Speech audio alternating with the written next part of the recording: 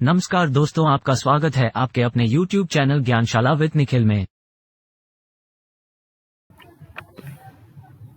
तो दोस्तों, हमारा आज का जो चैप्टर है वो है सिंप्लीफिकेशन। ये एक ऐसा चैप्टर है जो हर प्रकार के पेपर में पूछा जाता है। जिस जिस भी पेपर में मैथ का सिलेबस होता है उसमें सिंप्लीफिकेशन जो होता है वो दिया ही होता है, क्योंकि सिंप्लीफिकेशन एक कोई पर्टिकुलर चैप्टर ना होकर के बहुत सारे छोटे छोटे चैप्टरों का एक मिश्रण होता है। इसमें बहुत सारी फॉर्मूले और बहुत सारी जो कंसेप्ट है उनका प्रयोग किया जाता है। तो अपने शुरुआत करते हैं हम सिंप्लीफिकेशन से। तो जो मैंने ये फॉर्मूले लिखे हुए हैं ये हैं एलजेब्रा से रिलेटेड कुछ फॉर्मूले हैं। इनके अलावा भी कुछ और फॉर्मूले हैं जो हम क्वेश्चन के साथ साथ सीखेंगे। लेकिन ये जो मैंने फॉर्मूले लिखे हैं और ये जो मैंने वी बॉड मास लिखा हुआ है, ये फॉर्मूले मैथ में यूज होने वाले सबसे ज्यादा फॉर्मूले हैं और ये कॉमन ही हैं एक तरीके से। और ये सिर्फ इस चैप्टर में काम नहीं आते हैं, बल्कि मैथ के हर चैप्टर में से कुछ ना कुछ फॉर्मूले का यूज जरूर होता है। और ये जो मैंने वी बॉड मास लिखा हुआ, वी बॉड मास, ये होता है तरीका किसी भी क्वेश्चन को सॉल्व करने का। जैसे मान लीजिए एक ही क्वेश्चन में बहुत सारे अलग अलग सिंबल दे दिए, जैसे प्लस दे दिया, माइनस दे दिया, मल्टीप्लाई दे दिया, ब्रैकेट दे दिया, डिवीजन दे दिया। तो उन क्वेश्चन को, उस तरीके के क्वेश्चन को सॉल्व करने का हमारे पास में क्या क्रम होना चाहिए, ये बताता है वी बॉड मास। तो आज के जो हम क्वेश्चन करेंगे, पहला वो क्वेश्चन है ये 0.03 का स्क्वायर है। इसमें से हमें 0.01 के स्क्वायर को माइनस करना है। फिर जो रिजल्ट आएगा उसको 0.03 माइनस 0.01 से डिवाइड करना है। तो अगर हमें ये एलजेब्रा से रिलेटेड अगर फॉर्मूले हमें याद है तो ये क्वेश्चन हमारे लिए बहुत आसान हो जाता है।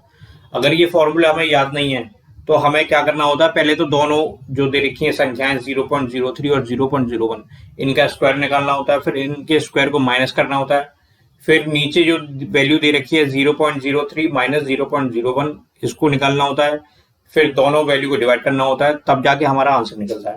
लेकिन अगर हमें इन एलजेब्रा फॉर्मूले का ज्ञान है या हमें ये फॉर्मूले याद है तो हम ये देख सकते हैं कि अगर हमें कोई भी वैल्यू दे रखी हो ए स्क्वायर माइनस बी स्क्वायर के फॉर्म में, तो इसको हम ब्रैकेट में सीधे सीधे ए प्लस बी और ए माइनस बी करके ले सकते हैं। कैसे ले सकते हैं, मान लीजिए ये है हमारे पास में फॉर्मूला कोई, जैसे अगर हम 0.03 को हमने ए मान लिया और 0.01 को हमने बी मान लिया, तो हम इसको सीधे सीधे सॉल्व ना करते हुए इस वाले इक्वेशन को इस फॉर्म में लिख सकते हैं, A square minus B square divide में ए माइनस बी। ठीक है, अगर हमें फॉर्मूला याद है तो हम इस क्वेश्चन को बहुत आसानी से कर सकते हैं। नहीं तो हमें कैलकुलेशन हमारी बढ़ जाएगी, आंसर तब भी आएगा लेकिन कैलकुलेशन बढ़ जाएगी। और आपको जैसे पता है कि हमारे पास जो कंपटीशन का जो एग्जाम होता है उसमें लिमिटेड टाइम में हमें ज्यादा से ज्यादा क्वेश्चन करने होते हैं और वो भी सही क्वेश्चन करने होते हैं। तो हमें पता है कि अगर हमें फॉर्मूला याद है तो हम आसानी से कर सकते हैं। तो अगर हमें फॉर्मूला इसका याद है तो ठीक, नहीं तो जब तक हमें याद नहीं होता तब तक हम इन फॉर्मूले को जो मैंने यहाँ पे दे रखे हैं स्क्रीन पे उसको देख सकते हैं। तो मैंने देखा ये वाला जो फॉर्मूला है A square minus B square, ये इस वाले फॉर्मूले से मिल रहा है। ठीक है, तो अब क्या करेंगे, ए स्क्वायर माइनस बी स्क्वायर की जगह हम क्या ले सकते हैं, ए माइनस बी और ए प्लस बी। तो हमने क्या किया, इसी को आगे सॉल्व किया। तो हमने लिखा ए प्लस बी एक ब्रैकेट में, दूसरे ब्रैकेट में ए माइनस बी और डिनोमिनेटर में ए माइनस बी पहले से लिखा हुआ है। ठीक है, अब ये डिनोमिनेटर और न्यूमरेटर में ए माइनस बी दे रखा है तो इसको हम काट सकते हैं। तो ये अगर हम इसको काट दिए तो हमारे पास में जो रिजल्ट निकल के आया इक्वेशन का वो निकल के आया ए प्लस बी। ठीक है, अब हमें क्या करना है, ए प्लस बी की जो वैल्यू दे रखी है या ए और बी की जो वैल्यू दे रखी है वो वैल्यू में रख देंगे यहाँ पे और हमारा आंसर आ जाएगा। तो हमने क्या किया, ए की जगह लिखा 0.03 और बी की जगह लिखा 0.01। इसको जब ऐड किया तो हमारे पास आंसर आएगा 0.04। तो अगर हमें फॉर्मूला पता है तो हम एक या दो स्टेप में किसी भी इक्वेशन का आंसर निकाल सकते हैं।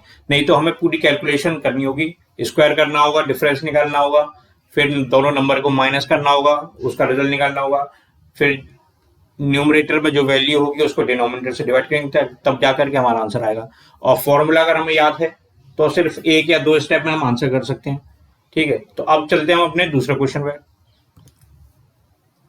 दूसरा क्वेश्चन कहता है 6.5 multiply by 6.5 minus 45.5 plus 3.5 multiply by 3.5। तो जब भी कोई नंबर अपने आप से मल्टीप्लाई होता है एक बार, जैसे इसमें 6.5 मल्टीप्लाई बाय 6.5 है, तो इसको हम क्या लिख सकते हैं, 6.5 का स्क्वायर लिख सकते हैं। ये क्या हो जाएगा, 6.5 का स्क्वायर। ठीक है, तो इसको अगर हम ऐसे लिखना चाहें तो ये हो जाएगा 6.5 का स्क्वायर। और अभी हमें 45.5 की वैल्यू नहीं पता, तो हम इसको ऐसे ही लिख सकते हैं 45.5। हम कोशिश करते हैं इस तरह के क्वेश्चन में कि ऐसा कोई फॉर्मूला बना सकें जो हमारा या तो याद किया हो या हमें पता हो कि इस तरीके से फॉर्मूला बन सकता हो। तो हम क्या करेंगे, कोशिश करते हैं कि फॉर्मूला बन सकता है तो देखते हैं, नहीं तो फिर हमें फिर अपने सिंपल मेथड यूज करना होता है। लेकिन जहां तक मेरा एक्सपीरियंस है, क्वेश्चन पेपर में कभी भी ऐसा कोई क्वेश्चन नहीं आता जिसमें आपको कैलकुलेशन ज्यादा करनी पड़े। बस आपको उस क्वेश्चन के पीछे का जो कंसेप्ट है वो पता होना चाहिए। और खास करके अलजेब्रा चैप्टर जो होता है उसमें सारे के सारे क्वेश्चन जो होते हैं सिंप्लीफिकेशन के, वो किसी ना किसी एक या दो फॉर्मूले से जुड़े होते हैं। तो अब इस क्वेश्चन में भी कोई ना कोई फॉर्मूला जरूर लग रहा होगा, वो हम देखेंगे कैसे पता चलेगा। ठीक है, तो अब मैंने ये किया 3.5 मल्टीप्लाई बाय 3.5 को लिखा है मैंने 3.5 का स्क्वायर। ठीक है, अब मुझे ये पता है कि हमारे पास में कुछ ऐसे फॉर्मूले होते हैं जिसमें एक संख्या का स्क्वायर दूसरी संख्या के स्क्वायर से जोड़ते हैं या माइनस करते हैं तो एक फॉर्मूला बनता है। लेकिन उस फॉर्मूले को बनने के लिए हमारे पास में जो तीसरी वैल्यू होती है वो इस फॉर्म में होनी चाहिए कि अगर एक है ए स्क्वायर, दूसरी है बी स्क्वायर, तो तीसरी जो वैल्यू निकल के आएगी वो या प्लस होगी या माइनस में होगी। 2 होगा मल्टीप्लाई बाई ए होगा मल्टीप्लाई बाई बी होगा। तो अगर हम ये देख सकें या हम ये निकाल सकें कि जो 45.5 है ये इस फॉर्म में अगर निकल के आ जाता है, 2ab की फॉर्म में निकल के आ जाता है, तो हमें पता चल जाएगा हमारा फॉर्मूला या तो ये वाला लगेगा, ये वाला लगेगा, या फिर ये वाला फॉर्मूला लगेगा। क्योंकि इन्हीं दो फॉर्मूले में A square plus B square plus 2ab, A square plus B square minus 2ab दे रखा है। और क्योंकि ये वाली जो वैल्यू ये माइनस में दे रखी है, तो हमें ये पता है कि अगर फॉर्मूला लगेगा तो सिर्फ और सिर्फ ये वाला लगेगा। ठीक है, अब हमें ये चेक करना है 45.5 क्या 2ab के बराबर आ रहा है या नहीं। उसके लिए हमें 6.5 और 3.5 को मल्टीप्लाई करना होगा, फिर कैलकुलेशन बढ़ जाएगी। तो जब हमारे पास में एक वेदिक मैथमेटिक्स में एक कंसेप्ट होता है कि जब भी हम किसी दो ऐसी संख्याओं का आपस में मल्टीप्लाई करते हैं जिनकी यूनिट प्लेस 5 हो, तो उसके लिए हम एक फॉर्मूला अपनाते हैं या एक तरीका अपनाते हैं जिससे हमारी कैलकुलेशन थोड़ी सी आसान हो जाती है। हम क्या करते हैं, जो भी नंबर दे रखा हो, मान लीजिए एक नंबर दिया हुआ है A5 और B5। A5 B5 क्या है, नंबर है जिसमें एक यूनिट प्लेस पे 5 है। जैसे मान लीजिए 25 और 35 या 65, कोई भी ऐसी संख्या हो, तो इसमें क्या होगा, ये A हो गया 2 और B हो गया 3।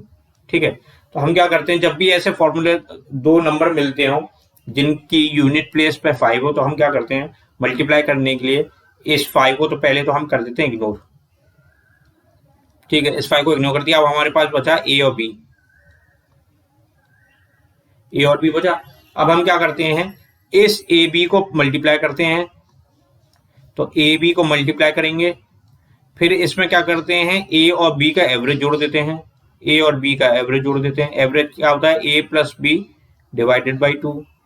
फिर जो वैल्यू निकल के आती है उसको 100 से मल्टीप्लाई करते हैं और प्लस कर देते हैं 25। ठीक है, ये फॉर्मूला जो मैंने लिखा है ये भी आपको ऐसा लग रहा होगा कि इससे आसान तो हमारा सीधे सीधे मल्टीप्लिकेशन हो जाता, लेकिन जब हम इस क्वेश्चन को सॉल्व करेंगे ना तो हमें पता चल जाएगा कि इस वाले फॉर्मूले से AB और A प्लस बी बाई 2 इस वाले फॉर्मूले से कैलकुलेशन बहुत आसान हो जाती है।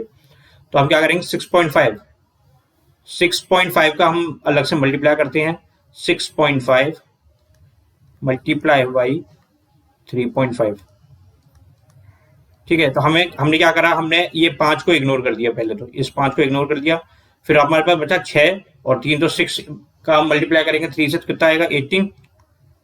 और 6 और 3 का जब हम एडिशन करेंगे तो वो आएगा 9, और 9 का 2 से भाग करेंगे तो आएगा 4.5। क्या किया मैंने, 6 और 3 का एवरेज लिया, तो 6 और 3 का जो एवरेज होगा वो आएगा 4.5। इसको जोड़ा तो आया 22.5। फिर इसको 100 से मल्टीप्लाई किया, क्या आया 2250, ये निकल के आया।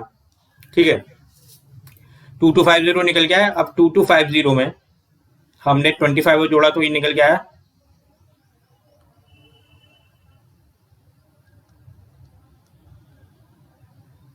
2275। ये रफ कैलकुलेशन है, इसलिए मैं यहाँ रफ में ही कर रहा हूँ। वैसे तो अगर आपको प्रैक्टिस नहीं है तो आपको ये प्रैक्टिस करके देखनी होगी। ये कुछ नंबर लेने होंगे जिनमें यूनिट डिजिट्स होंगी 5 होंगी, और उनका मल्टीप्लाई करके देखेंगे तो आपको पता चलेगा कंसेप्ट कैसे काम कर रहा है। तो हमें पता चल गया है 2275 हमारा आंसर आया 65 मल्टीप्लाई बाय 35 का। पर हमें यहाँ पे क्या है, 2 पॉइंट दे रखे हैं, एक तो 6.5 में और 3.5 में। तो हमें यहाँ पे लिखना पड़ेगा 22.75।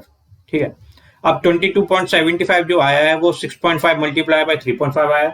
अब इसका भी हमें डबल करना होगा, तो 22.75 का जब मल्टीप्लाई या डबल करते हैं तो हमें मिलता है 45.50, और वही हमें यहाँ पे मिल चुका है। तो इसका मतलब है हमारा ये फॉर्मूला लग रहा है कौन सा, a माइनस बी का होल स्क्वायर।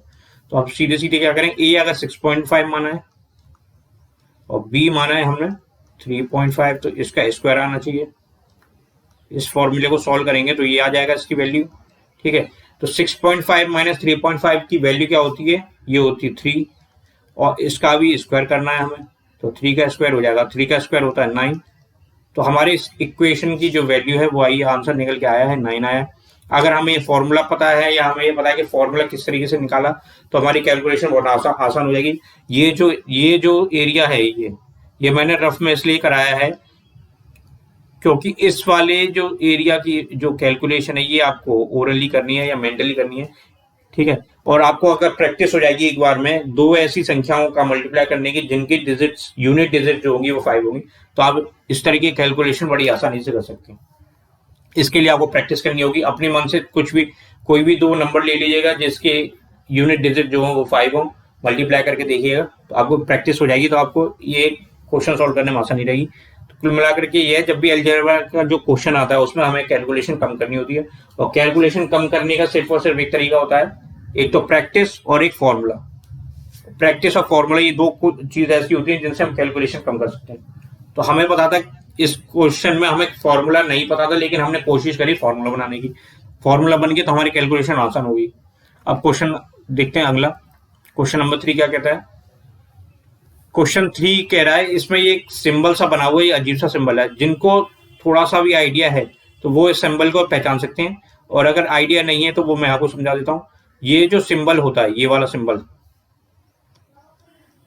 इसको हम कहते हैं फैक्टोरियल। क्या कहते हैं, फैक्टोरियल कहते हैं। और इस सिंबल का मतलब ये होता है इससे पहले जो भी संख्या लिखी हो, इससे पहले जो भी संख्या लिखी हो, इसको हम इस तरीके से लिखते हैं, a multiply by a minus 1 multiply by a minus 2 multiply by a minus 3। और कब तक मल्टीप्लाई करते हैं, ये मल्टीप्लाई चलता रहता है जब तक कि ये घट करके 3 मल्टीप्लाई बाई 2 मल्टीप्लाई बाई 1 नहीं हो जाता।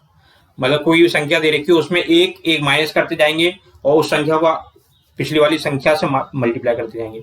तो इस तरीके से हम देख सकते हैं 8 का जो फैक्टोरियल है, 8 फैक्टोरियल को हम क्या लिख सकते हैं, 8 फैक्टोरियल को लिख सकते हैं 8 multiply by 7 multiply by 6 multiply by 5 multiply by 4 multiply by 3 multiply by 2 multiply by 1 के आगे अब छोड़ देते हैं। हमने क्या किया, 8 फैक्टोरियल लिखा तो 8 से शुरू करा, एक संख्या कम करते गए और 8 तक पहुंच गए।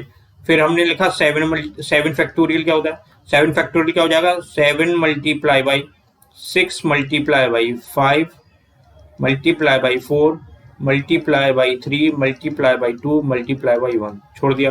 फिर हमने देखा 6 फैक्टोरियल क्या होगा, 6 factorial 6 multiply by 5 multiply by 4 multiply by 3 multiply by 2 multiply by 1। ठीक है, हमने इन तीनों जो फैक्टोरियल है इनकी वैल्यू निकाल ली। अब या तो हम इनको अलग अलग मल्टीप्लाई करें फिर माइनस करें फिर आंसर निकालें, या हम अगर देखें तो हमें इन तीनों में एक चीज कॉमन लगेगी, वो क्या कि अगर हम 8 का फैक्टोरियल देखें तो 8 के फैक्टोरियल में अगर हम 8 मल्टीप्लाई बाय 7 जाएं और 7 मल्टीप्लाई बाय 6 5 4 3 2 1 ऐसे जाएं, तो हमें ये पता चल रहा है कि 8 के फैक्टोरियल में हमें 7 का फैक्टोरियल मिल जाएगा, या हम यूं कहें कि हमें 6 का फैक्टोरियल यहां से मिल जाएगा। क्योंकि 6 फैक्टोरियल क्या है, 6 multiply by 5 multiply by 4 multiply by 3 multiply by 2 multiply by 1। तो इनको इसको ऐसे भी लिख सकते हैं 8 मल्टीप्लाई बाय 7 और मल्टीप्लाई बाय 6 फैक्टोरियल। अब 7 के फैक्टोरियल को भी देखें तो 7 के फैक्टोरियल में हमें 6 का फैक्टोरियल मिल रहा है। 6 का फैक्टोरियल हम क्यों ले रहे हैं कॉमन, क्योंकि हमें पता है इन तीनों संख्याओं में सबसे छोटी संख्या 6 फैक्टोरियल है। तो अगर किसी तरीके से अगर 6 फैक्टोरियल हम कॉमन ले लें, बाहर ले लें या तीनों नंबर में से, तो हमारी कैलकुलेशन जो होगी वो बहुत ही ज्यादा आसान हो जाएगी। और जो हमारे ऑप्शन है उनमें भी फैक्टोरियल में ही वैल्यू दे रखी है, ये फैक्टोरियल है, ये फैक्टोरियल, तो हमें ज्यादा कैलकुलेशन करने की जरूरत नहीं पड़ेगी। तो हमने देखा कि 7 फैक्टोरियल को भी हम 7 मल्टीप्लाई बाय 6 फैक्टोरियल कर सकते हैं, और 6 फैक्टोरियल तो अपने आप में है ही है 6 फैक्टोरियल। तो इस इक्वेशन को जब हम सॉल्व करेंगे तो हम क्या कर सकते हैं, 8 multiply by 7 multiply by 6 factorial minus 7 multiply by 6 factorial minus 6 factorial. इस वाली इक्वेशन को लिखा हमने यहाँ पे ऐसे, ठीक है। इसको अगर हम आगे देखें सॉल्व करके तो हम क्या कर सकते हैं, इस तीनों में से 6 फैक्टोरियल कॉमन आ सकता है। तो हमने क्या किया, 6 फैक्टोरियल तो हमने ले लिया कॉमन। फिर अब ब्रैकेट में क्या बचेगा, 8 मल्टीप्लाई बाय 7 8 मल्टीप्लाई बाई 7 हो गया, माइनस में ये 7 बचेगा, माइनस में यहाँ पे बचेगा, जब 6 फैक्टोरियल कॉमन ले लिया तो माइनस का 1 बचेगा। इसको आगे सॉल्व किया तो 6 फैक्टोरियल ब्रैकेट में 8 मल्टीप्लाई बाई 7 और माइनस 7 माइनस 1 मिलकर के -8 बन जाएंगे, ठीक है। तो ये क्या बन जाएगा, ये बन जाएगा 6 फैक्टोरियल मल्टीप्लाई बाई, अब इस 8 मल्टीप्लाई बाई 7 -8 करेंगे तो हमें पता है कि या तो हम इसको मल्टीप्लाई करें और 8 माइनस कर दें, या सीधे सीधे अगर हम देखें तो इसमें से भी 8 कॉमन आ जाएगा, इस ब्रैकेट में से 8 कॉमन आ सकता है, और यहाँ पे बचेगा 7, यहाँ बचेगा -1, तो 7 माइनस 1 करेंगे तो यहाँ बचेगा 6। तो हमारा जो आंसर आ रहा है वो आ रहा है 8 multiply by 6 multiply by 6 factorial. अब देखते हैं हमारे ऑप्शन में कहीं दे रखा है 8 multiply by 6 multiply by 6 factorial, 8 multiply by 6 multiply by 6 factorial, option number A हमारा इस क्वेश्चन का आंसर हो जाएगा। अब इस क्वेश्चन को सॉल्व करने के लिए हमें फैक्टोरियल पता होना चाहिए। फैक्टोरियल अगर हमें नहीं पता है तो हम कैलकुलेशन करते रह जाएंगे। तो मैंने ये जैसे पहले कहा था, सिंप्लीफिकेशन कोई एक अलग से चैप्टर ना होकर के मैथ के छोटे छोटे चैप्टर या मैथ के छोटे छोटे कंसेप्ट का एक मिला करके एक रूप बन जाते हैं जिसको हम सिंप्लीफिकेशन बता देते हैं। तो इस एक चैप्टर से जुड़े हुए क्वेश्चन को सॉल्व करने के लिए हमें मैथ की जितनी ज्यादा जानकारी होगी फॉर्मूले की या कंसेप्ट की, उतना ही हमारे लिए अच्छा होगा। अब हम अपना अगला क्वेश्चन देखते हैं, क्वेश्चन नंबर 4। क्वेश्चन नंबर 4 जो है वो सिंपल जो है वो एक मल्टीप्लीकेशन डिवीजन का क्वेश्चन है।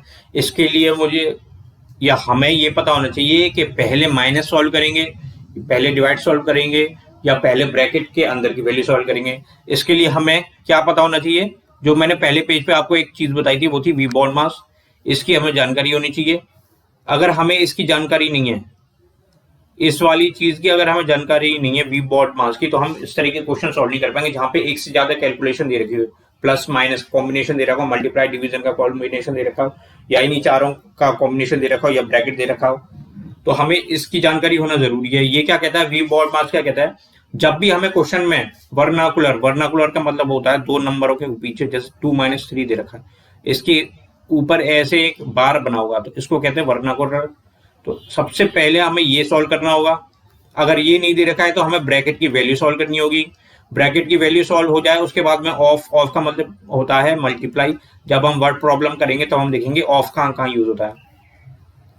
डी का मतलब हो गया डिवाइड, एम का हो गया मल्टीप्लाई, ए का होगा ऐड, एस का होगा सब्ट्रैक्ट। मतलब सबसे पहले हम इस बार को सॉल्व करेंगे, फिर ब्रैकेट की वैल्यू को सॉल्व करेंगे, ब्रैकेट के बाद में ऑफ आएगा उसको सॉल्व करेंगे, फिर डिवाइड करेंगे, फिर मल्टीप्लाई करेंगे, फिर ऐड करेंगे, और सबसे आखिरी में करते हैं हम माइनस से सब्ट्रैक्शन।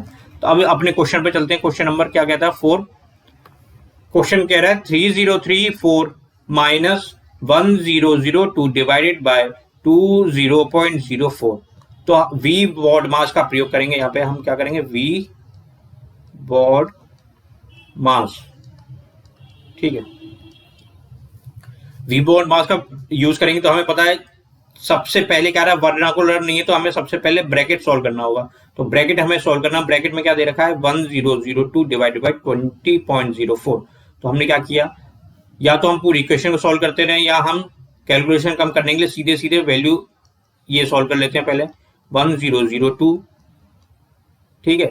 और ये डिवाइड में दे रखा है 20.04, ये किस में दे रखा है, ब्रैकेट में दे रखा है। और ये मान लो कुछ ही वैल्यू दे रखी है, इसको हमने अब फिलहाल चाहे तो अब ये ऐसे इसमें छोटी वैल्यू दे रखी है तो लिख भी सकते हैं, अगर बड़ी वैल्यू दे रखी है तो उसको हम किसी और नंबर से रिप्लेस कर सकते हैं या किसी अल्फाबेट से रिप्लेस कर सकते हैं। तो अब हमें क्या करना होगा, पहले इसको सॉल्व करना है। तो यहाँ पे दे रखा है 20.04, तो जब भी पॉइंट दे रखा हो, चाहे अंश में दे रखा हो या हर में दे रखा हो, न्यूमरेटर में दे रखा हो या डिनोमिनेटर में दे रखा हो, तो इसको हमें पहले हटाना होता है। हटाने के लिए हम क्या करते हैं, यहाँ से हटाएंगे तो अगर नीचे दे रखा है तो ऊपर मल्टीप्लाई करेंगे हम, अगर नीचे दे रखा है तो ऊपर मल्टीप्लाई करेंगे, अगर ऊपर दे रखा है पॉइंट तो नीचे मल्टीप्लाई करेंगे। किस चीज से मल्टीप्लाई करेंगे, हम मल्टीप्लाई करेंगे 1 से, ठीक है। और पॉइंट के बाद में जितनी भी संख्या दे रखी थी, जैसे इसमें 2 दे रखी हैं तो उतने 0 लगा देते हैं। अगर मान लीजिए यहाँ पे 3 संख्या दे रखी होती पॉइंट के बाद में तो यहाँ पे 3 0 आता, 1 संख्या दी होती तो 1 0 आता। तो हमने क्या किया, पॉइंट हटाने के लिए यहाँ से पॉइंट हटाया, 1 लिखा और पॉइंट के बाद में जितनी संख्या लिखी हुई थी उतने 0 लगा दिए। अब इसको सॉल्व करना है तो हमें पता है 1002 को अगर 2 से मल्टीप्लाई करेंगे तो ये 2004 आ जाता है। तो इसको हम काट देते हैं 2 से, कितनी बार गया, 2 से, 2 बार कट गया 1002 से, और इस 2 से हमने 100 को भाग दिया तो यहाँ बचा 50। तो इक्वेशन जो हमारी सॉल्व हुई वो आई 3034 - 50। इसको अगर हम सॉल्व करेंगे तो हमें पता चलेगा, अगर हम देखें मान लीजिए अगर सॉल्व नहीं कर पा रहे हैं, हमें लगता है कि टाइम हमारे पास कम है, तो हम ऑप्शन भी दे सकते हैं। तो हमें पता है 4 का अगर 0 में माइनस करते हैं, 4 से 0 माइनस करते हैं तो यूनिट प्लेस हमेशा 4 आएगी। अब हम ये देखते हैं कि क्या इनमें कोई ऐसे 2 ऑप्शन दे रखे हैं जिनमें 4 दे रखा है। तो हमारे पास में इन 4 ऑप्शन में सिर्फ और सिर्फ एक ऑप्शन है जिसमें 4 दे रखा है।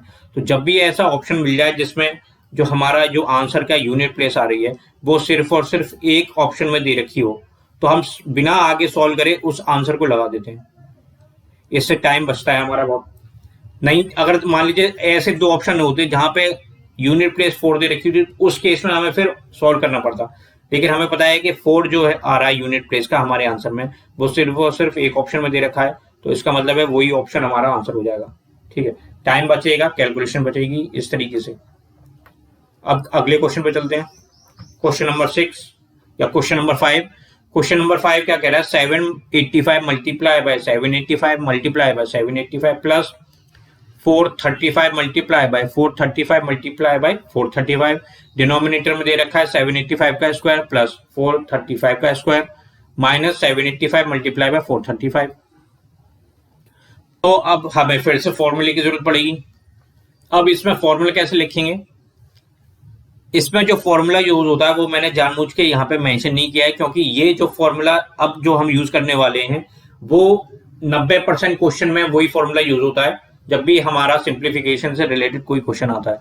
ठीक है, इसलिए मैंने ये अलग से नहीं लिखा है। और इस फॉर्मूले की हमें ज्यादा से ज्यादा प्रैक्टिस करनी होगी, क्योंकि ये क्वेश्चन जो होते हैं ये देखने में तो बड़े लेंथी लगते हैं, लेकिन जो फॉर्मूला इस क्वेश्चन में यूज होता है वो इस क्वेश्चन को बहुत सिंपल बना देता है।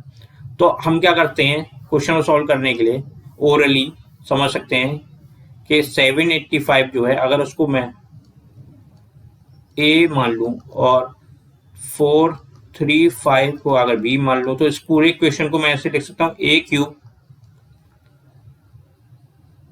प्लस b क्यूब अपॉन में डिवाइड में a स्क्वायर प्लस का b स्क्वायर माइनस का a b। ठीक है, अब यहाँ पे मैं स्टार लगा करके इस वाले क्वेश्चन में जो फॉर्मूला यूज हो रहा है वो लिख रहा हूँ, और यही फॉर्मूला लगभग हर क्वेश्चन पेपर में आए हुए क्वेश्चन में यूज होता है।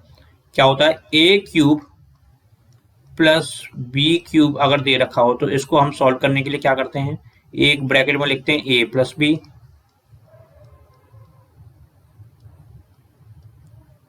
दूसरे ब्रैकेट में लिखते हैं हम a square plus B square minus A b. ठीक है, और इसका एक और वर्जन होता है, यहां पे प्लस की जगह माइनस आ जाता है।